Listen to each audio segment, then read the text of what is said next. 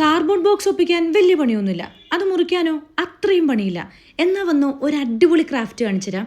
Craft മാത്രമല്ല, ഒരു fun entertaining ആയിട്ടുള്ള വെക്കേഷൻ ആക്ടിവിറ്റി കൂടിയാണ് കേട്ടോ. കാർഡ്ബോർഡ് കട്ട് ചെയ്യുമ്പോൾ A4 സൈസിൽ കട്ട് ചെയ്യുക. അപ്പോൾ നമ്മുടെ വർക്ക് കാണാൻ ഒന്നുകൂടി ഭംഗി ഉണ്ടാവും കേട്ടോ.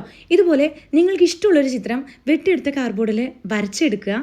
നല്ല വൃത്തിക്കും ഭംഗിക്കും വരച്ച ഫൈനൽ വർക്ക് അടിപൊളിയായിരിക്കും കേട്ടോ. അതിനനുസരിച്ച് ചിത്രങ്ങൾ ചൂസ് ചെയ്യുക. ഇനി നമ്മൾ അടുത്തത് ചെയ്യാൻ പോകുന്നത് ഇതുപോലൊരു സ്റ്റിക്ക് യൂസ് ചെയ്തിട്ട് കുറേ ഹോൾസ് ഇട്ട് കൊടുക്കുക എന്നുള്ളതാണ്. സ്റ്റിക്ക് തന്നെ വേണമെന്നില്ല കേട്ടോ, നിങ്ങളുടെ കയ്യിൽ പേനയൊക്കെ ഉണ്ടെങ്കിൽ അതായാലും മതി. പക്ഷേ ഇടുന്ന ഹോൾസ് നല്ല വൃത്തിക്കിടാൻ ശ്രമിക്കുക. എത്രത്തോളം ഇടാൻ പറ്റുമോ അത്ര ഇടുക.